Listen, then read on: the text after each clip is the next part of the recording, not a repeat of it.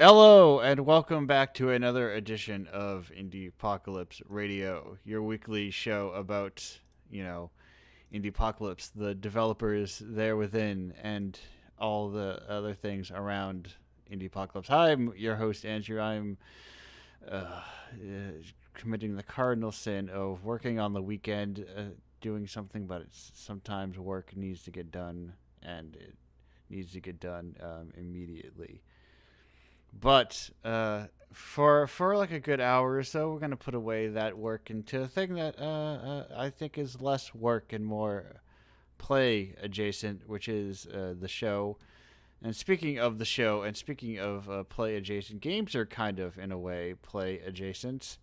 And we've got a guest here who I guess made a game as well, which is I don't know game adjacent. Who knows what? Like, listen, I have a very loose definition of video game and what it means to be a game, and the idea of objectives and gameplay loops and I don't know winning.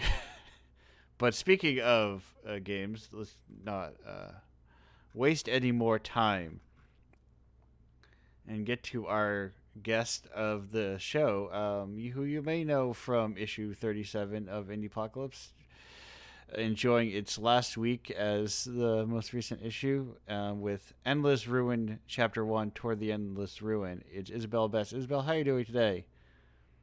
Hey, I'm all right. How are you? I'm doing good things, all things considered. I've got two little messages above you in the old Discord thing. I'm like, I gotta wait to hear from YouTube people, but otherwise, I am here and ready for the show. Um, and speaking of the show, to get the important question, to get the important question out of the way, uh, to complete my informal survey of how I continue this thing every month. How did you hear about Indiepocalypse? How did I hear about Indiepocalypse? I think I was just looking at stuff on itch. And maybe I don't know, you might have added one of my projects to a list or something. Maybe I was just like clicking random links on itch and I was like, "Oh, what is this? This looks really cool." And then I kind of, dug into it and I was like, "Oh, this is neat." Oh, cool. That is. I do add a lot of games to lists. I follow everyone that is in it, and then I use their recommendations to kind of like I'm very busy, so I it's very convenient to let other people kind of do some soft curation for me, and then I go in later and be like, what are these games that I just add to a million little lists? And then sometimes developers do the work for me and just add their games. Well, that's a good thing. But speaking of adding games, tell me a little bit about Endless Ruin, Chapter 1, Toward the Endless Ruin. Oh God, what even is Endless Ruin? Oh, So I started the project as a concept album, or like a concept of a concept album, yeah. where I wanted to make a soundtrack for a video game that wasn't supposed to really exist. But then I started like developing, backstory and world building for this fake video game. And somewhere in that process,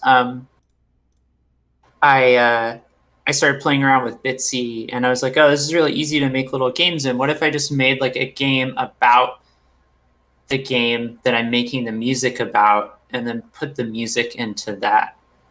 And so that became like, Endless Ruin Chapter One is just the first track from this sort of album. So it's not the game, but it's a game about the game that the music about the game is about. Right. It's a very roundabout way to be like, oh, you can make games kind of about anything. It's kind of it's a weird interactive medium. And that's Bitsy is handy because it's you can make it very quickly without like having to commit weeks and weeks learning how to program. You can just kind of jump right in there. Yeah, I like that immediacy a lot. You can kind of just jam with it. Right. It's kind of like the equivalent of, in musical sense, to just being able to use an instrument instead of being like, I want to play guitar. Well, I better build the guitar first. There's a benefit to these kind of like. I've been thinking more of engines in that sense of like, that they are pre-existing tools, like any other art form has pre-existing tools, and you'd be it'd be strange not to use them often. Yeah, I think it's similar. Like I used to make a lot of music on my computer, like in Fruity Loops and shit, and I would get so bogged down in like all the technical stuff and like programming everything. And I've shifted more towards using just little drum machines to make everything on because it's much more like immediate, and I can just hit some buttons and make something happen. And yeah, Bitsy I think feels a little like that for making games. Yes, 1 second. Let me adjust something. There you are. Adjust my microphone down. Yes, I've adjusted my microphone down. Hopefully, that is a good adjustment of microphone. I must have adjusted it when you use it because I don't think I moved this. But anyway, sorry, I got distracted by a rare technical difficulty. um, but there is like a because you can kind of get bogged down in perfectionism and like this idea that I have to do everything every little bit by myself. Uh, there especially I think it's an issue with games often where it's like you gotta the pejorative of Unity asset store stuff when it's like who's got time to model 8 million crates and chairs and tables and everything else when somebody else already did the work for you. Yeah, I think I have this issue of like perfectionism after the fact though, where I kind of like I'm like, okay, I made this thing, I'm gonna put it out in the world, and then like a week after I'll be like, oh shit, I messed that up. But then I just try to like not think about it. Right. I think the trickiest part, which you've already gotten past, is getting just like powering through and finishing the thing without getting mired in like your perfectionism, because you'll always find imperfections after the fact. But then luckily, it's a lot easier to go back and to look and say, I'm not going to go back and fix that. I already made it. Yeah, I think I'm lucky in a way, and then I usually don't notice them until after the fact. Yeah, that is a beautiful way to be a perfectionist because it's the way that actually finishes things as opposed to the 8 year perfectionist who's like, oh, everything is perfect now except I've learned too much over these 8 years. I have to spend another 8 years redoing all the things I didn't know in the first eight, and then you never finish anything. Yeah, I get stuck in that from time to time. I think there were like probably a couple of years where I didn't put out any music or anything. Right. Yeah, because you primarily come from, I would say, a background of music, Brad. Likely, right? Yeah, it's definitely the main thing I'm interested in. And I kind of got, I mean, so God, I started off making games like when I had like in elementary school, I had an ancient, even at the time, like Tandy laptop, like one of the first kind of portable computers. Um, no hard drive or anything, just two floppy drives, Yeah. and I had QBasic on it. So I started off making little like QBasic text games that didn't really go anywhere. And QBasic had a sound command where you just type like sound, frequency, and hertz, length in like milliseconds, and you could just make music that way. So I'd like make little PC speaker songs and stuff. So I think for me, games and music are kind of tied together, but I definitely like with making Endless Ruin and some of the other little projects I've done recently. I'm just making games to make music for them. Right. You kind of.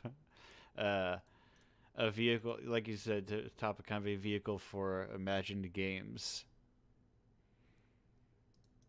which is like, Yeah, yeah. Like I hope I don't know. I don't consider myself that good at making games, but I hope that like if somebody plays one of my games, it kind of helps them imagine like a better game. right, right. There's like, there's a lot of merit to the concept, I think, of like a video game EP. Not like an idea, a proof of concept of a game that doesn't have to be like a full, the full. I mean, you can. That's why you can break up your games into chapters, of like a per song basis. It's almost like, you know, video game singles. Do they make video game singles? I wonder. They should. Yeah, like this idea of is that shareware? Is shareware video game singles, or like are those video game EPs? Maybe, I don't know. Oh God, now I'm thinking about those old like I don't know if this is something you remember, but the old like bargain bin CD-ROMs of like 100 different shareware games or whatever. Yes, yeah, I have. Like as a kid, it mystified me because there was like you would get a lot of games, but then these CDs have like 40 games on them, and I don't know why. And a lot of them are bad, and I don't want to play them. But a couple of them are cool, and I didn't like. It was a weird publishing structure. Yeah, yeah, I feel like that compilation format, which is kind of like it's kind of part of the cool thing I think Indiepocalypse is doing, like where you just get like you kind of get a bunch of games that you might not otherwise even check out or know anything about. Yeah, I've sometimes I wonder, or even worry that people will be like, "Oh, why would I check out this thing? I don't know any of these developers." And I'm like, "Well, that's the point that you don't know these developers. It's kind of like an entry point, and it has a lot of different approaches to it. Like your issue, for instance, is the only Bitsy game in there." And so someone might come in through like a puzzle game or a horror game or a visual novel, and then be like, "I've never played a Bitsy game before," but then they have one in this thing, and they figure, "Well, I bought it, might as well try it."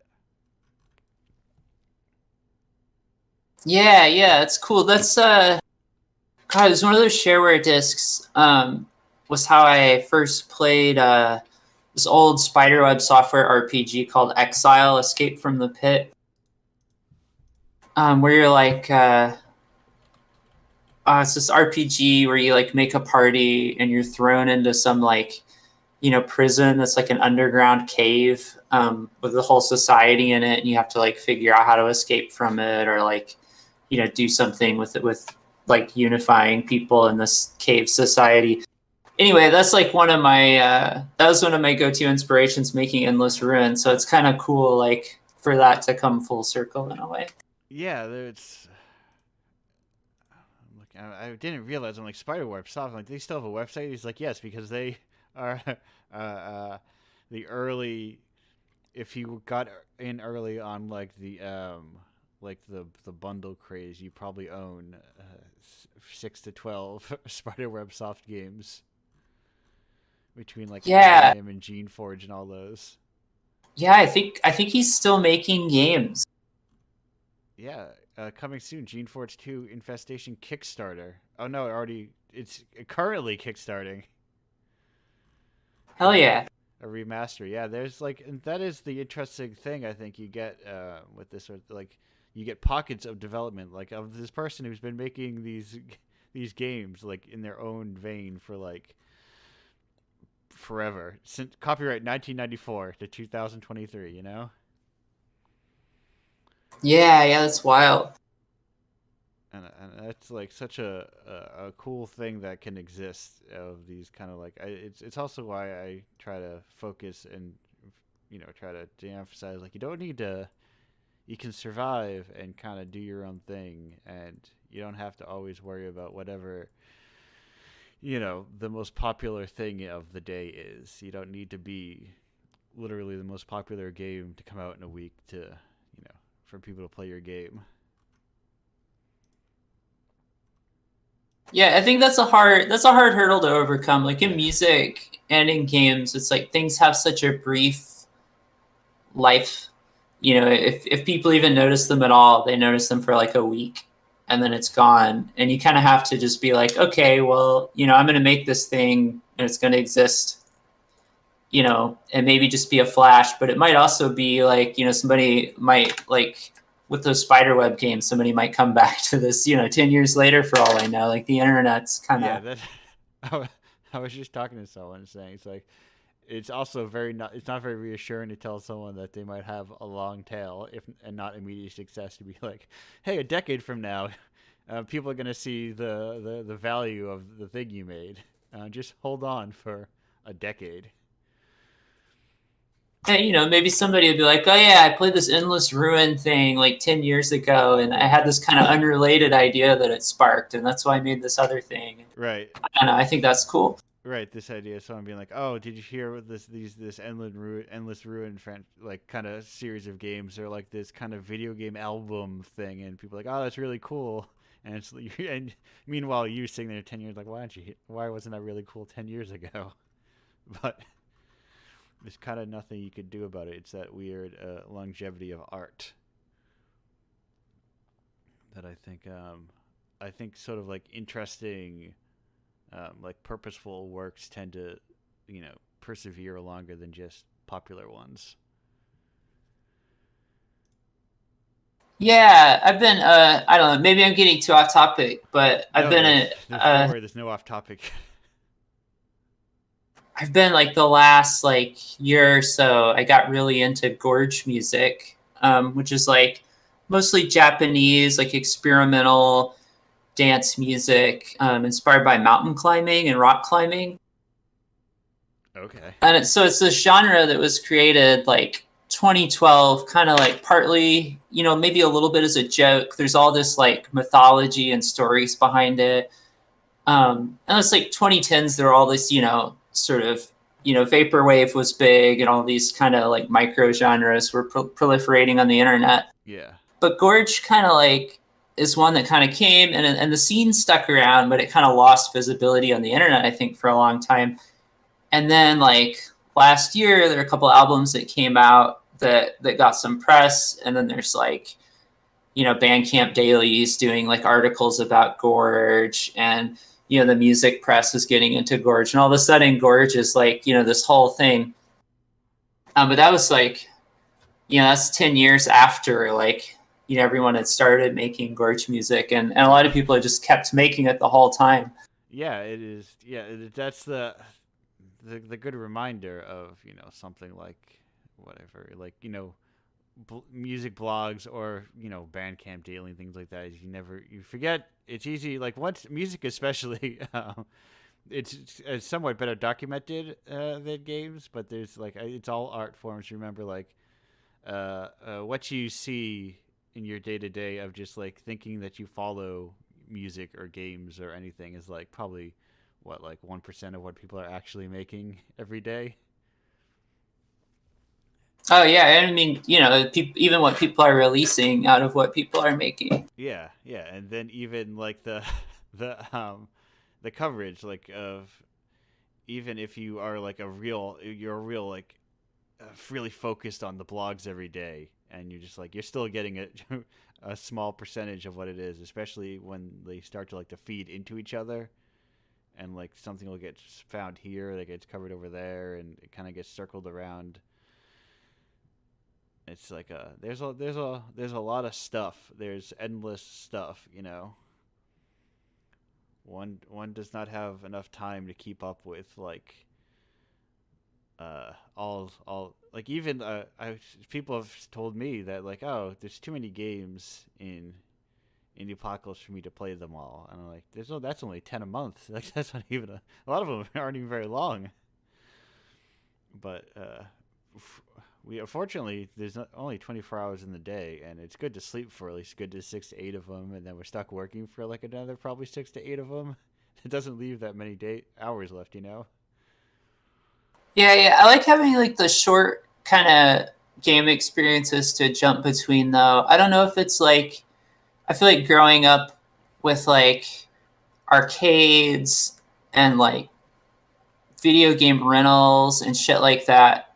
I'm like I have this kind of I don't know, maybe short attention span where I just want to like I want to sometimes I just want to play a bunch of games, you know, really fast, but I might not want to stick to one game for more than like an hour. Right, right. And then, listen, I'll be honest. A lot of games have a lot of bullshit in them. It's like probably like why doesn't necessarily need to need to be there because there's like the current trend towards like every game has to kind of be your forever game, you know. Oh yeah. So it's like, hey, get this DiGiorno pizza, you get 15 Assassin's Creed map packs, and I'm like, I don't want 15 Assassin's Creed map packs. What if I just played a game and then finished it, and then I didn't play it again, and it was over? Yeah, I think I feel very anti like cutscene, anti like I don't want to say I'm anti dialogue. I mean, I guess the games I make are mostly dialogue, but like I feel like a lot of AAA games, there's just so much, and I'm like I don't have time for that. I don't want to deal with that. Right, and I realized like as I've grown older and thought more like, there was the general idea that video games have bad writing, and I think there's a lot of them do. I think they get kind of a bad rep. I think the video games' main problem is they have too much writing. They just have like they need a real editor to like cut them in half because they just like dialogue just goes on for so long sometimes in scenes. I'm like, if this was a movie, this scene would never be this long. There's just like, even if this was like a novel, this there would not be, or a play, this there would not be this much dialogue back to back to back to back in this. I think there's something too to like leaving things kind of implicit, and I don't know. I think this can happen maybe even accidentally a lot of the times when you don't have the time or the resources to make a game where you're like expositing, you know, all the lore and stuff. You just kind of drop a few hints and just let the thing be its own thing. I feel like even like I don't know, stuff like the original Zelda game, right? Yeah. I remember playing that and being like, what is this even about? Like, I don't know, there's a little guy wandering around a map. There's all these mysterious creatures. You know, the manual probably explained. There's like a story thing at the beginning, but you can kind of skip that, and it's just a suggestion of this like strange world. And I feel like you lose that in a lot of the like if you're just like telling people exactly what's going on all the time. Right, right. It's like, well, here's. I don't need 15 journal entries explaining your strange world. Like that is not even necessarily, I think, a video game problem. I think that's just a writing problem. Of you don't need to always explain everything. Like, I think. How do I be polite to narrative designers to say I don't think people care too much about lore in stories, as much as people even say that they do. Is I think people tend to prefer like characters and like how it affects people more than like what the names of your 15 types of elves are. Like, I like to have that kind of stuff, but just not unpack it at all. right, right, yes, a lot of proper nouns without equivalent number of definitions of said nouns. Like learn them contextually. Uh, there's like there's a lot of I've because I've found from stories that I don't feel like I'm missing anything if I just like don't get a lot of it explained. But I understand how it relates to the characters in the world, so I don't need to know what all these things are like fully spelled out. Yeah. I think when I started, when I started uh, working on ideas for Endless Ruin, I have like notes app, notes in my phone that are just lists of like the 6 axioms and the stages of cartographic power and all these things. I didn't even know what they were when I was writing them down. Right. I'm like in bed on my phone, like half asleep. I'm like, oh, I got to write down these stages of cartographic power before I forget about them. Yeah, I think especially with and this is a personal preference, of course, but I think with especially kind of serialized or sort of long form continuous storytelling that's not all told at once. I think a good writer knows how to just make up bullshit and then come back to it later and be like, oh, wait a minute.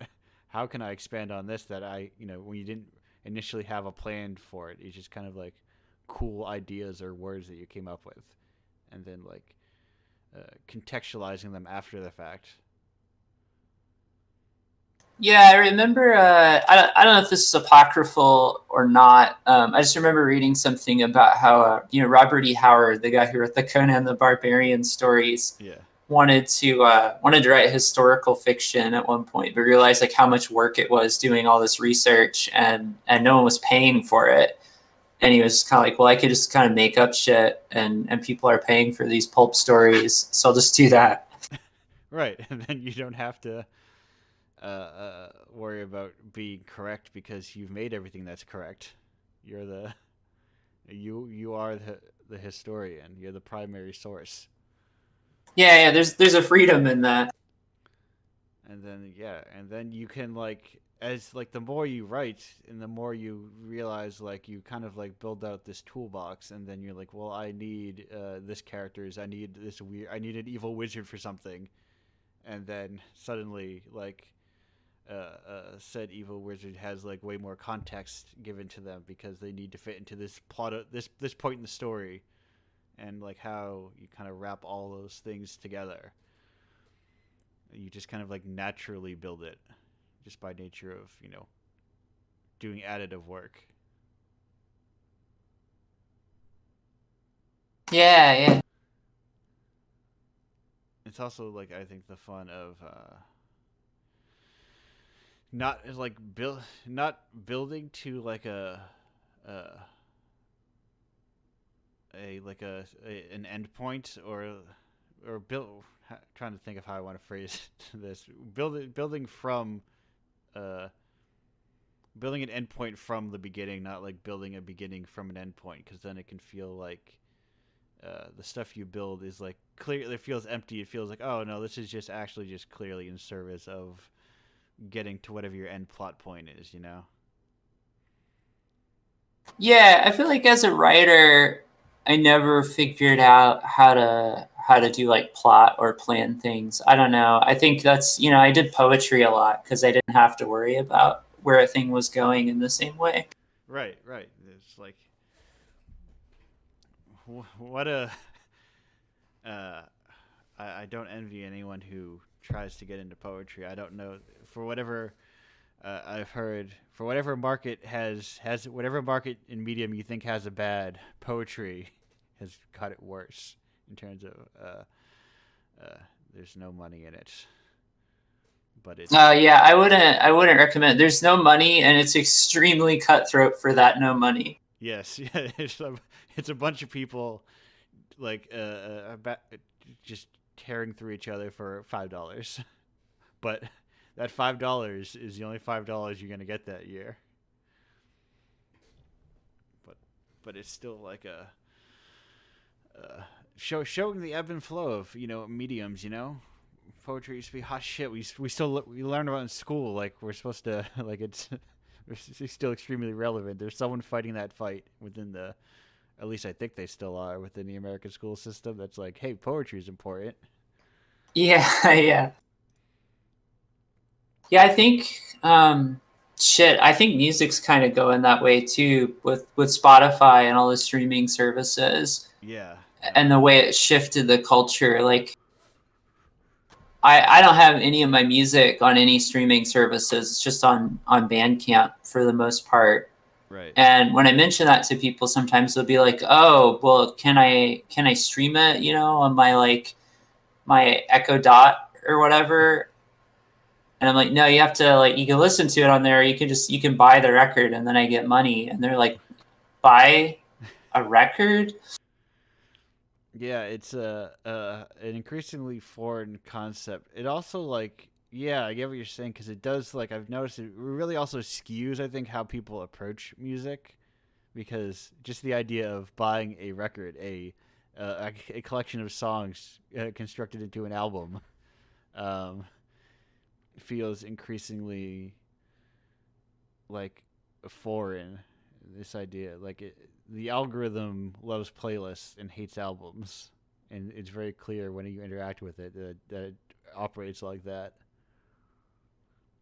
Yeah, there was a big thing in ambient music for a bit because ambient's like there's never been much money in ambient music, but then Spotify was making these playlists for like sleeping, Yeah. and those got popular. So then artists who got put on those playlists were like, oh shit, I made $10 this month. Whoa. So that's what like 10 million plays, I think, something like that. Yeah, yeah.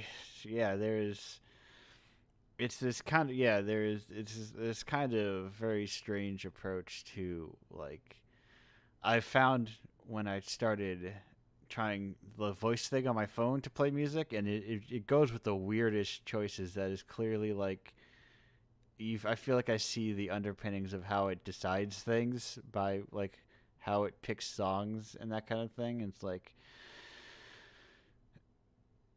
weird album selections or just like is not clearly not pulling what I want to pull, and it's very strange. And I don't know, I don't like it, but I'm a weird mixed stream person who then buys a lot of music because I don't know. I like getting, I like, I don't know. It's convenient um, to. I'm a victim of the convenience, you know. Yeah, yeah. I feel like, it's almost everybody is. There was oh god, like at the start of the pandemic in 2020, World's End Girlfriend, Katsuhiko Maeda, um, who's a Japanese artist, does like post rock kind of stuff and runs Virgin Babylon Records, started releasing what did they call it? They were releasing stuff to listen to while you're asleep, just kind of minimalist music, like with the specific request of like, oh, stream this on Spotify on repeat while you're asleep, so that we can get money to pay artists for the label. Right. Yeah, and then you hear like things about like it's a very um, uh, strange, like increasingly like strange medium of or even just like the idea of catering a song to TikTok, or like the idea of TikTok blowing up random songs out of nowhere, or like because you that's monetized as well, right? When people use your music, I think. Um, I don't even know how that works with TikTok. Yeah, I never heard of anyone getting royalties from any of that, but I thought or maybe it's just like because I thought I don't there's I don't have time for a lot of social media. TikTok is chief among them because I don't know. yeah, yeah.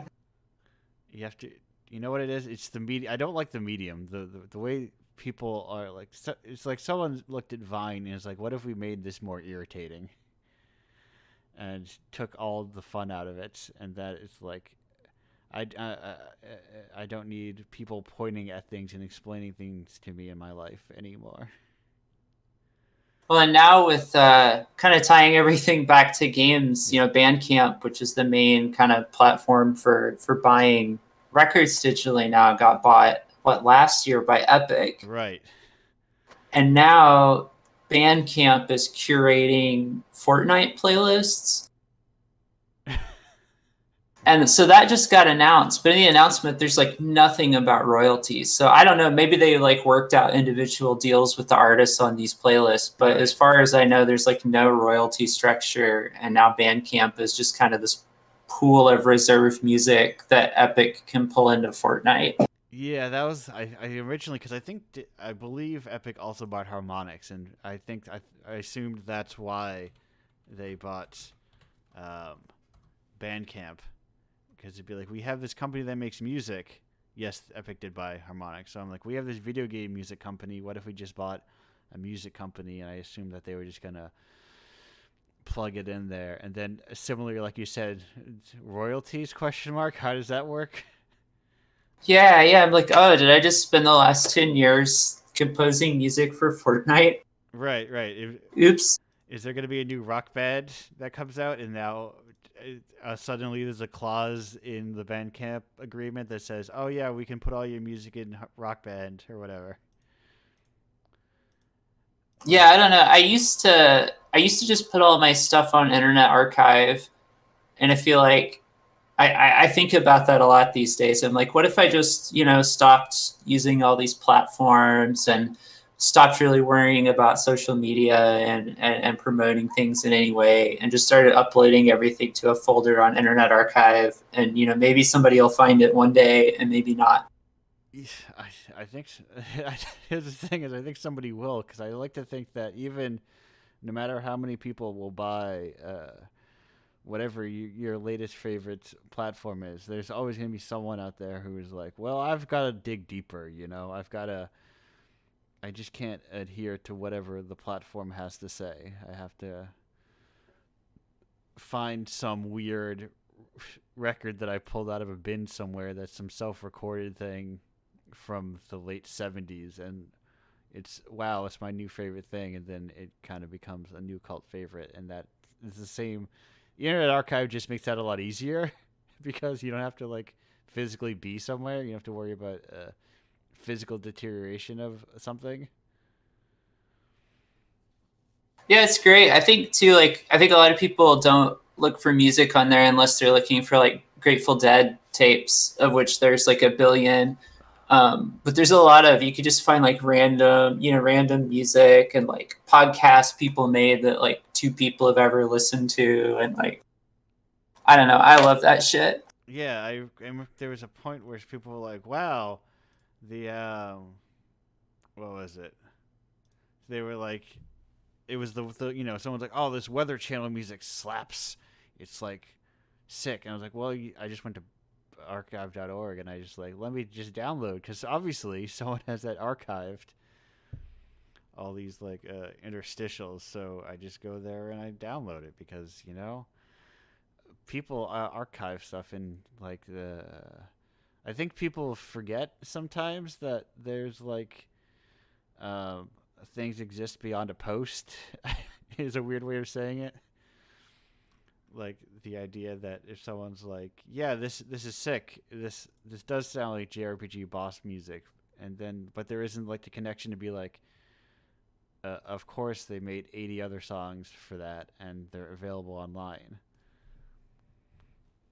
Yeah, yeah. Lately, my thing has been downloading big, like arcade ROM sets, and a Yeah. lot of them have sort of not super helpful file names, and they're not documented. So I'll just make a spreadsheet and document like everything, like all the data I can get about a game in a couple of minutes of loading it up, and like that scratches my itch of playing a bunch of arcade games for like 5 minutes a piece, and my other unrelated itch of making complicated spreadsheets. Listen, if you have an itch to make complicated spreadsheets, that is always a doubly satisfying itch to find a way to scratch, because it's not always easy to invent a complicated spreadsheet for yourself. Yeah, yeah. I made one not long ago for programming a particular FM synth, so you can make FM 4-op FM synth patches in a Google sheet, and then I haven't figured out how to convert it into sysx so you can actually upload it into a synth yet, but that's what I'm working on. See, I'm so far from this, but it's always so exciting just to hear like the because I realized another thing, like growing up, it's like I don't need to know everything, and it frees you to realize that you don't need to know everything, and then you can just be like let other people know stuff for you and let them tell you about it without ever having to. I got excited when I realized that Fubar has different MIDI instruments, and I was like, huh, and it makes different sounds, and then like, wait a minute, MIDI. That's as far as I got though. Yeah, Bitsy has a sequencer in it now that's really fun that I've been excited about. Just see, like, what a what a beautiful engine. Just like, especially because it's like, my favorite thing is probably just because it's so low weight. I think people often forget that computers are big and expensive, and not everyone has access to them.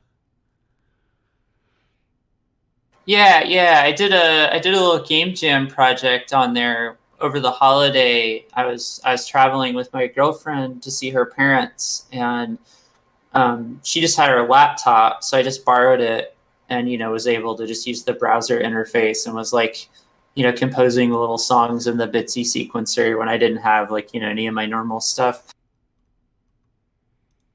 Yeah, there's so much like I just get very excited about people like potential for different mediums and just like ease to access because you get a lot of crap when people get when tools get democratized, but you know what you need also one like having a lot of crap doesn't really take away from anything just by existing, but also you get a lot of people who like would usually not have the time or the resources to commit to building everything from scratch. It's a cool thing. Yeah, I love that accessibility, and also the like. I don't know. There's a bunch of like offshoots of Bitsy now that I haven't even checked out, but just the idea that some people are like building their own kind of related tools and Yeah, building in all their own idiosyncrasies and things. right. That you can be like a you can have like you if you really want to get complicated with Bitsy, you can through like Bitsy 3D or whatever Bipsy I think, and all these other kind of Bitsy likes or Bitsy hacks that exist.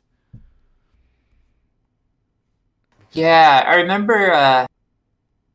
Oh god, it's like a million years ago, but I was really into at the time this thing called granular synthesis, which is just like a method for making noise where you take a sound and you chop it up into little bits, into little grains, and you just kind of rearrange them and randomize them, and you can make lots of weird noises and stuff.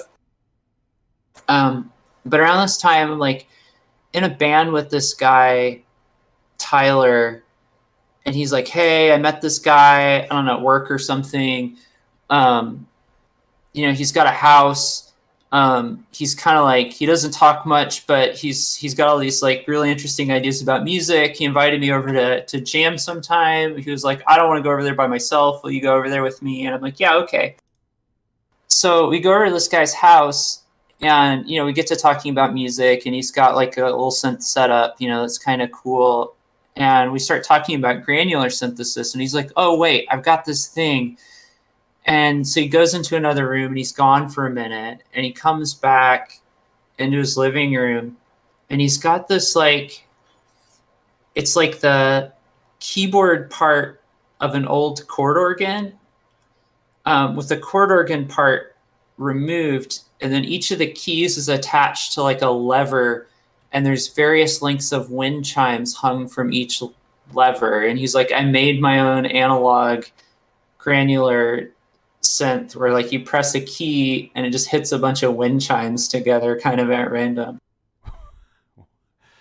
And I'm like, this is the shit. Like the Yeah. fact that people are just like kind of like, you know, taking this kind of idea, but then just tinkering with it and making their own weird thing. And it's super easy to play, but like, you know, somebody had to like physically build all this stuff. Right, right. That is, yeah, a thing that nobody. How many of those exist in the world? One. Yeah, I actually never, after that day, I never saw that guy again. So I have no idea. Like, I hope he's out there still playing that wind chime keyboard. Right, right. There's it's out there somewhere. So hopefully there still exists one in the world, and maybe who knows, this will put it in someone's brain to be like, what if I made some my own kind of weird homebrew instrument? Because I mean, that's one of the secrets about instruments is that none of them actually grow on trees. We made them all. We made them all up. So Yeah, no, it's kind of like a game when you think about it. yeah, no one's stopping you from making a new one. They're just like these things that make sounds, and a lot of things in life make sounds. Pretty much anything really will make a sound if you try hard enough. It's just turning that into like a workable instrument that can like be played semi reliably is the tricky part, I say, or anything that makes a sound can make music. What a if you're have got a willing enough audience, perhaps. Yeah, I remember playing a basement noise show, and someone was drumming with drumsticks on the like ventilation ducts going across the ceiling in the basement.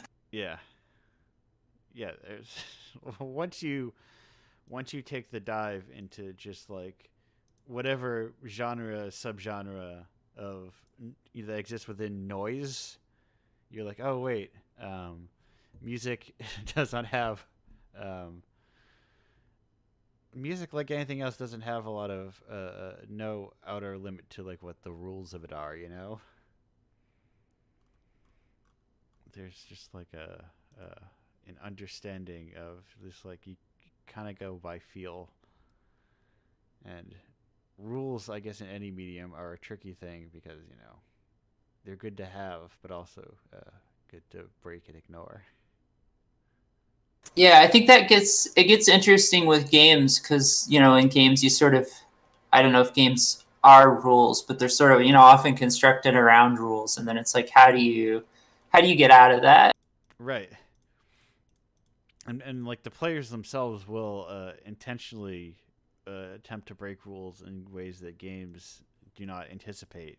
So there's also that curiosity as a developer of like anticipating a desire to break rules or creating an openness where perhaps like rules feel less strict and like it's just kind of like interesting relationship between something that is like I could if I wanted to watch a movie by like watching 10 minutes, pausing it, fast forwarding 50 minutes, watching another 6 minutes, rewinding it 20 minutes. You know, I could watch a movie like that, but it's a Oh, very that's a good idea. it's a very strange way to watch a movie. Uh, and not intuitive, but you can do your any percent speed runs of movies as well. Yeah, I kind of want to try that now. I watched this last night. I watched this French surrealist film by Raul Ruiz called City of Pirates, and there's a lot of like just pastiche and images that are kind of like jarring. And I'm just thinking about some of that, like you know, French fantastique and new wave cinema, and like, oh yeah, I guess you could take like I don't know whatever Ant-Man movie or whatever and Yeah. just chop it up in a really weird way and like kind of steamed hams it. Yeah, I I was it realizing I was wondering with a friend, and I think I talked about this last week about the idea of within streaming services. I wonder if movies ought to have some kind of like surrealist or just like weird shit tag, because like both for to be polite not to be polite, because I would love people who are not expecting it to dive into it, but for me, who is sometimes looking for that, because you can read a, if you go on Amazon and read a description of something, it's like, what is the log line of on whatever streaming service of City of Pirates, it's probably just like, oh, it's a movie in which things happen, and you're like, it does not convey often like the visual approach, or like any kind of like narrative non-linearity or abstraction that happens in movies. Oh, it's on Mubi. Mubi's got my back. Thank you. Sorry, I was looking up the movie after you said that, because Oh yeah, yeah. There's like Mubi and Tubi and Roku and etc. okay, so that's the the fun thing about kind of like old obscure, or like semi-obscure, just kind of, I mean, that kind of fiction is like sometimes they're literally on every single streaming platform, sometimes they're on none of them. I mean, Yeah, it can get really weird too. What were we trying to watch? We were trying to watch some like 2010s anime called Monster, yeah, and it's on Netflix, but Netflix has like a little less than half the episodes, and right, they're encoded really weird, so they're like blurry. And yeah, it's like, why is this on here? But then also, like, if somebody encounters this the first time through this, then it's this whole other like thing, which is kind of like, it kind of sucks on one level, but it's kind of interesting on another. Like, is this a new thing now? right. It's super, and it's like that is a perfect example, because Monster is like a classically, or not classically revered, because it's not very old, but like a very, you know, Naoki Urasawa is not an unknown author, Yeah, yeah. but there are these weird little things that are just like unavailable. I remember when I was like, let me see what this whole Captain Beefheart has to say about this Troutback's replica, and it's like not available anywhere at all, unless you like know where to look, kind of thing. It's like one of those things. It's like, uh, yeah, it's easy to learn about, and people will talk about casually, but it's like, not, it's one of those things where it's like you can buy it for an old pressing on eBay for like $80, that kind of thing. Yeah, yeah. Or it's like, hey, or it's like the film equivalent, like, oh, you can get this movie. I have a friend who got a Blu-ray player that has a region switcher, because of some things are just like, oh, this movie you can only get in like region 1 or 2, or whichever region we are not. Yeah, and it's not just streaming too. Like, I don't know, there's so many games now that are, hard to find Oh yeah, or unplayable, and like even like books, like publishing and translation. I got into a while back, reading stuff by Fernandolini, who's a French kind of anti-psychiatry, post-psychoanalysis theorist. And there's some stuff of his work translated in English. But I wanted to look at, I don't speak French, but I wanted to look at the original French on some of it to just kind of compare and look at how it's being translated. And the stuff that's published in English isn't published in French anywhere. And then the stuff that's published in French isn't translated into English. yeah, And it's like, shit. right. Especially once you find like uh, the thrill of, when translation is a whole other thing, because we have somewhere along the line, I don't know why we just had to have all these different languages and complicate things like that, but we have all of these different languages, and then suddenly it's like, oh well, I can spend years of my life learning a language, or I can just hope that someday somebody will translate this thing or subtitle it or something. Yeah, yeah. It's like, oh, well, I guess I'll move to France, Yeah. I guess. Right. Do immersive translation practice, and like eventually, and then eventually so I can read one book, and what if I don't like it? That'd be unfortunate. Yeah.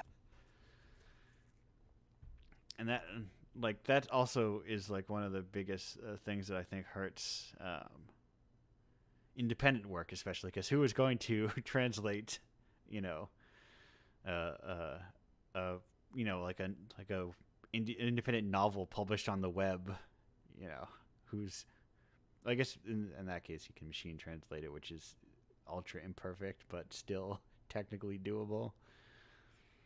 But for more like pain, let's say it's pain in the ass mediums, like a game, for instance, like how do you explore a game that you can't just like plug a text file and get a sloppy machine translation version of it?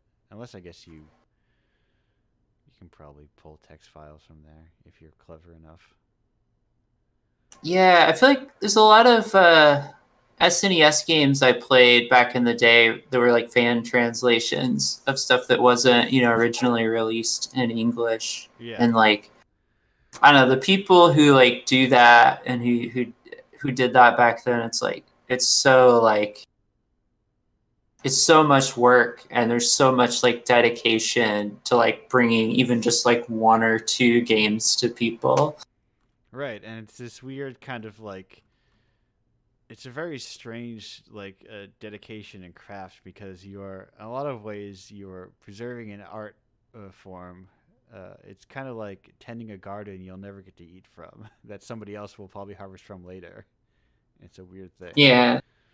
because if I spend like a lot of time translating Bahamut's Lagoon for the SNES and then eventually Square Enix is like, oh, the US seems to really like this game. Let's release it over there in a remastered version or whatever. It's like built on the back of kind of like legally dubious fan translations, but nonetheless built on that back.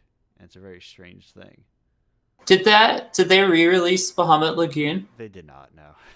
Okay. I was just like, I had a moment of, oh shit, did that happen? No, no. Live Alive is definitely feels like it is of that vein to some extent, but I think that is also more respected in Japan maybe, and that's what did it. And then Yeah. and everything's an international market now, or else you just Gotta don't. make that money. Right, or else you just don't release it. No, I that would be a I don't know if I think Bahamas Lagoon is like tier 3 SNES RPG in terms of like what people are ready for and looking for. With no disrespect to Bahamas, with all, and I say that with all respect for Bahamas Lagoon. Yeah, I feel like those solid, like, not the best tactics game, but not the worst. Yeah, there's. Oh, sorry, Bahamas Lagoon. I don't know why I always what's the, what's the word I'm looking for? Create, make it a possessive.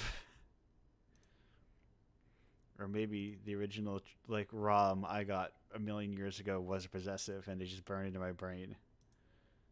But yeah, there's a. It's but I think there's something in there of like to really doing deep dives of like a million little games that are not like the classically canonical series, or just like the idea of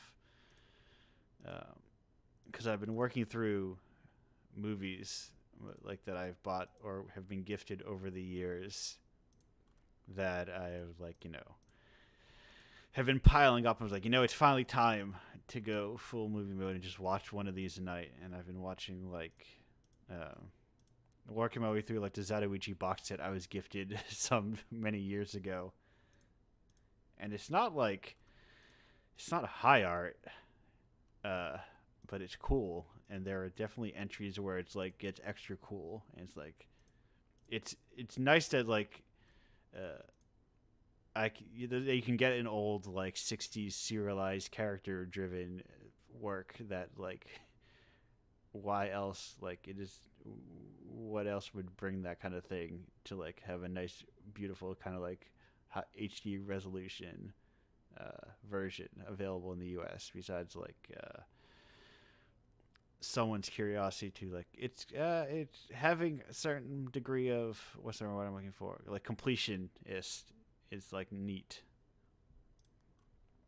Yeah, yeah. I had a roommate at one point who worked at a video rental place. At like when they were getting rid of all the VHS they had like remaining in the back room or whatever, and he ended up with all of them and just had stacks and stacks of like old VHS tapes. And that was for a while, like everyone in the house would just like watch a random VHS every day. Yeah, there's I we once got like a right stuff had like, hey, it, they ran a thing was like you get a free spend $70 or whatever and get a free blind box of just fucking random anime. And so we get like these maybe this weird movie or like season or like disc 2 of something, and it's like a lot of these are trash, but there's like something to have. You know what it is? The word I was looking for is the context. It's nice to have like the context of it all. Like, Yeah, and sometimes you really stumble on something. I saw the first time I saw Videodrome, it was in that stack of VHS tapes. And I didn't know like anything about Videodrome. I'm just like, oh, weird VHS tape. And then it's a weird VHS tape about VHS tapes. right. And it just kind of like it really heightened the experience. Like I feel like that was the perfect like situation for viewing Videodrome the first time. Yeah, yeah. Now he is very Cronenberg is very much like a uh you know, Cronenberg has like 6 movies in the Criterion collection, you know. He's entered this kind of like revered status for just like weird his very particular dedication to body horror and like this kind of half schlocky, half like serious sort of approach to filmmaking. And I think you lose that sometimes if you don't like have someone sticking around and like digging through piles of VHSs. Yeah, I think that made that movie seem, I don't know, more like, I don't want to say profound, but just like it really resonated. Yeah, yeah. There's also a lot to the importance of like finding something on your own, you know? Yeah, like I think if I encountered it through like, in the Criterion channel or something, it wouldn't have stuck with me in the same way. Right, cuz your expectations aren't like met the same way, or like it's no longer a random thing like, oh, this movie's going to be doing something, you know. Yeah, yeah. Yeah, I think there's like, because I recently, kind of like you were saying, going through just a bunch of arcade games, I played through, like, not played through, but I casually played the entire US NES library, and I was realizing like how many games are very similar to Zelda 2 and how many games are cut from a very same cloth. And like I think it's interesting to go beyond just like the canonical entries in anything, and like also try out their contemporaries to see like maybe they were important, or like how many things were of this cloth, and then you might find like a bunch of other interesting things that are like, oh, I actually it turns out I actually like this approach to this a lot more, even if it is not like the one that got canonically passed down. Yeah, it's interesting. People talk about there's so many games to play these days, and the whole concept of the indie apocalypse, right? That there's like too many indie games. But then, yeah, you look at that NES library, and it's like there's a lot of games in there, Yeah. and a lot of like weird stuff too. Like, Yeah, yes, there is. even something like what is it? I don't know. Actually, I want to call it Monster Party, but I don't think it's Monster Party. Or is it Monster Party? The thing with the guy, he's already dead. No, what is it? Yeah, I think it's Monster Party. That very yes it is that super goofy like human entertainment game. It has like this very weird sense of humor and like a real goofiness, a real playfulness to it.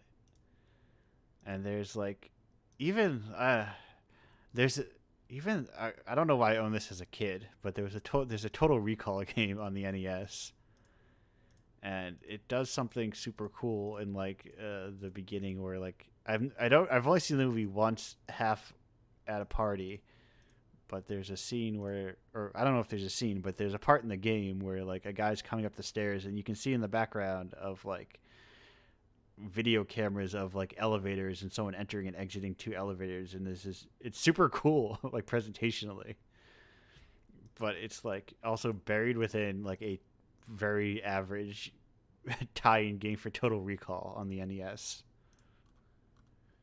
Yeah, sometimes, I'm sure like working on games like that, you just got to find like your little space where you can experiment inside of, what's probably like a really crushing job, is having you do. Yeah, and like I even only played strictly the like the US. There's like even more games if you look at like the Famicom or the Famicom Disk System. There's like the secret of the Indiepocalypse, and this applies to like all mediums, is as of right now, as of speaking, if all art stopped being produced, if you no longer had to work or eat or sleep, and you could commit 24 hours to consuming art, not even thinking about it after the fact, just simply raw consumption of art, you would not have enough time within human lifespan to experience it all. Yeah, that's cool. I like that. So it's like we're already from the start, from the get go, before games were invented. There's been too much art, so uh, it's about. I think that's why curation is important. It's about kind of like finding what you want to try and like your particular niches.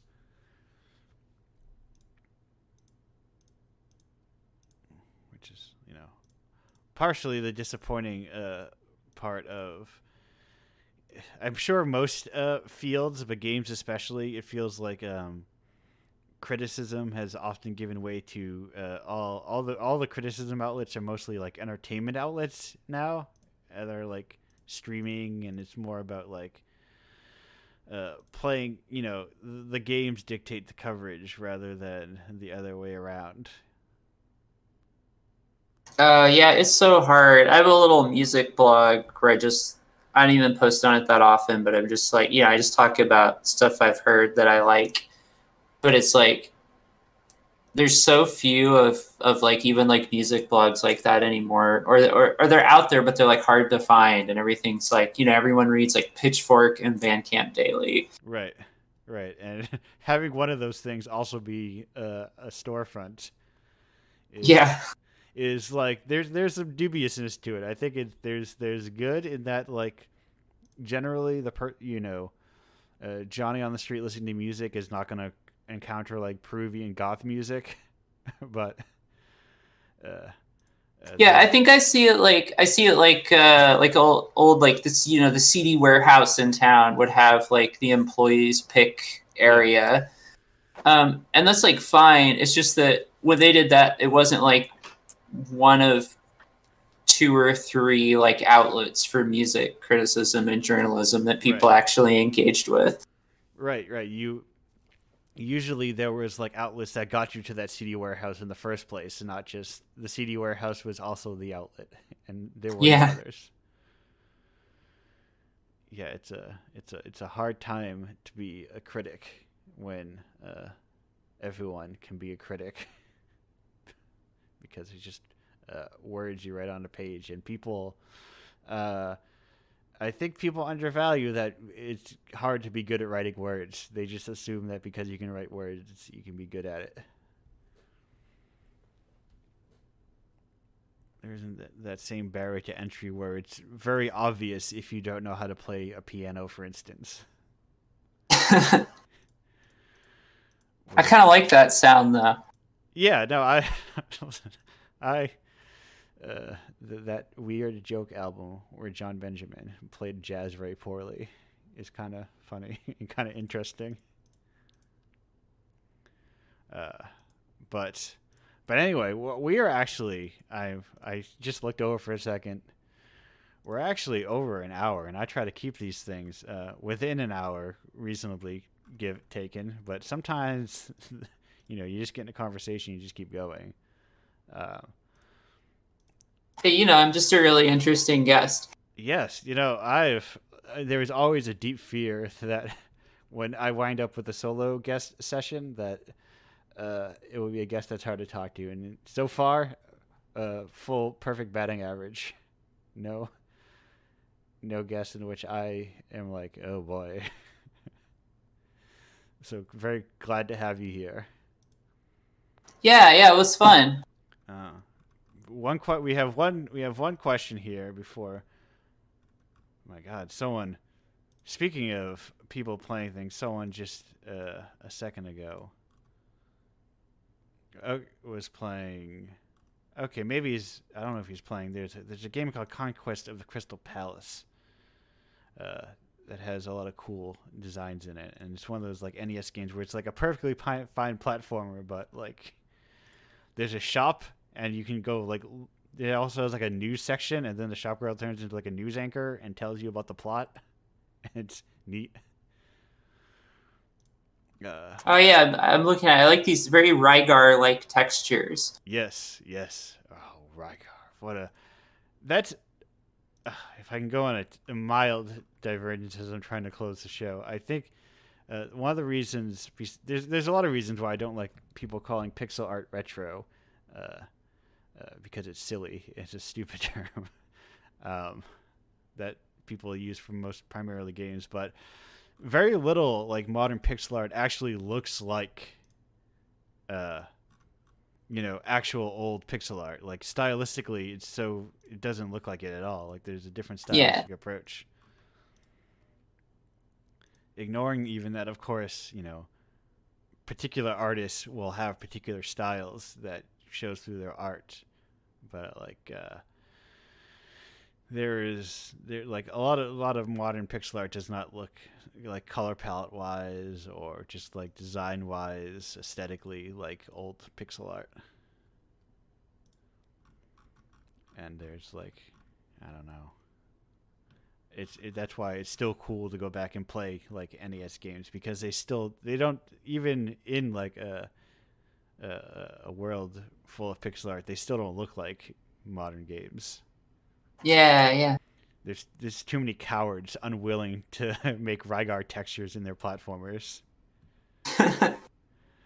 Uh, but I had a point that I was going to, but I forgot what it was. It doesn't really matter.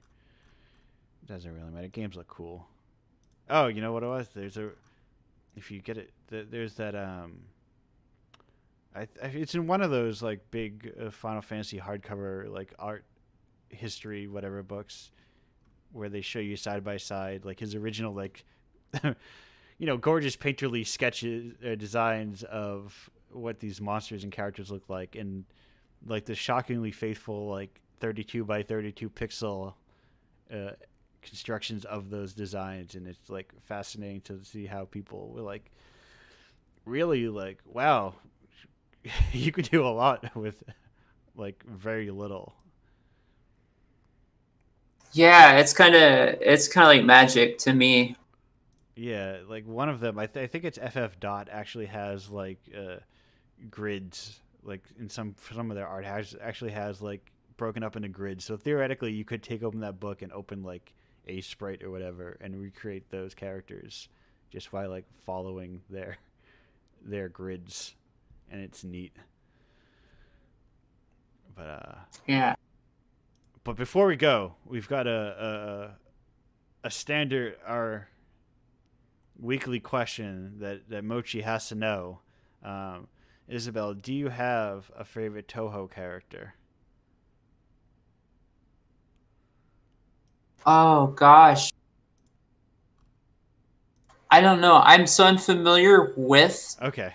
Toho, but I'm not like deeply familiar with Toho. I get part of it's like I get photosensitive migraines and stuff. Yes.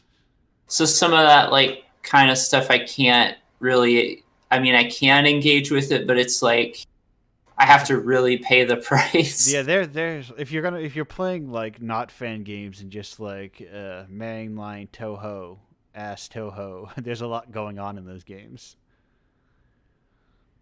Yeah, like I'm a big fan of like shmups and stuff, but I have to like or even just like going through cataloging arcade games. Last night I hit some like Batman, like Michael Keaton Batman game, Okay. and it did something, and I was like, oh god, I have to stop now. I thought there's one Batman game. I think it's like the Saturn Batman Forever that looks nuts. It's like a visual nightmare. Um, it's like I forget what it is, but it's like Batman Forever, no, it's Batman and Robin, obviously, because Robin's in it. uh, but it's like digitized sprites, and it's a nightmare to look at, but like beautiful in its own weird way. So is that a long way to say you do not? Yeah, I don't think I have I would know who my favorite would be. Right, perfect. No, that is a. I don't expect everyone to know. When I first started getting that question every week, I was unfamiliar with Toho characters. I am becoming more familiar. Asking the question every week piques my curiosity, especially when people have an answer. Because I'm like, and it's also like this weird blind spot of like, you know, super important game design, sort of, or like highly influential, and like just like the whole you know how it presents itself, and its whole like I don't know like free use sort of structure that it has. Also, that whenever I see that guy Zune, he seems like he's having a good time. He's always got a beer, and I'm Yeah, that's important. it seems like yeah I want to I've gotta have that's this year I've been trying to have more of a good time and stress out a lot less, and because that's more like my natural state, like is just to be drink two beers, eat too much pizza, and fall asleep on a friend's couch. It's more like I'm not really like a high strung business guy, but I tricked myself into thinking I had to be for this whole project, and I'm realizing that sucks and I should stop. But Yeah, well, yeah, I hope things get more like chill and fun with it for you. yeah, they are, and I really I've stopped, and it's probably gonna like maybe I reaped the sowing of stressed out Andrew's work, and like all that whatever work needed to get done within that time frame is getting done. But I'm just gonna relax, and I don't think it's gonna hurt me too much. Yeah, I think that's a good place to be. Aside from Um, this current thing, which technically I'm only stressing about. Like, it's not a thing that does not happen if something doesn't get done. It just gets happen. It just happens later. And part of me is worried about like, hey, if it just happens later, that's fine, so long as it happens, you know. yeah, I'm currently planning an album release, and some things are delayed, which is like fine. And I'm just kind of like, I don't. It'll come out when it comes out. Things will get done when they get done. I'm not gonna stress about it. Right. It also does not hurt that I got a job I hate a lot less, that pays a lot more, and I'd have to do a lot more less work Oh hell yeah. in like the recent months, which is like you forget how it's kind of like whenever people say talk about things. Yes, actually, if people had more money, everything becomes a lot easier. Yeah, that is true. Like you realize that all the stress you've given yourself, it's like I need to find all the reasons for this, and then it's like you realize a very important reason is I just had less money. and suddenly having more money, even if it's like not a lot more, but just like a little bit more, a little bit more. It's like, oh, uh, all those problems I was trying to attribute to a bunch of other things in my life. Turns out it might have just been money, or having a little more money alleviates those problems anyway. So like, sucks to you if you're rich and miserable, I guess. What are you doing? Yeah. But uh, to be rich, what I would do is probably just pay people more money. I don't I don't understand how you can like what the point is of hoarding wealth. It doesn't do anything. Money doesn't do anything. Yeah. But there was just the other day a cover artist who I could not afford, and if I had more money, I could be like, yeah, I could do that, no problem. I'll give you as much money as you need. But to end this thing, to end this show, finally, Isabel, before you go, I gotta know if people are looking to get your stuff. It's a podcast ostensibly under duress. I wanted it to be just like a live show, but I was like, fine. I guess podcasts are things that people listen to after the fact. And this is the part where you tell people where they find your stuff. Oh yeah. So I guess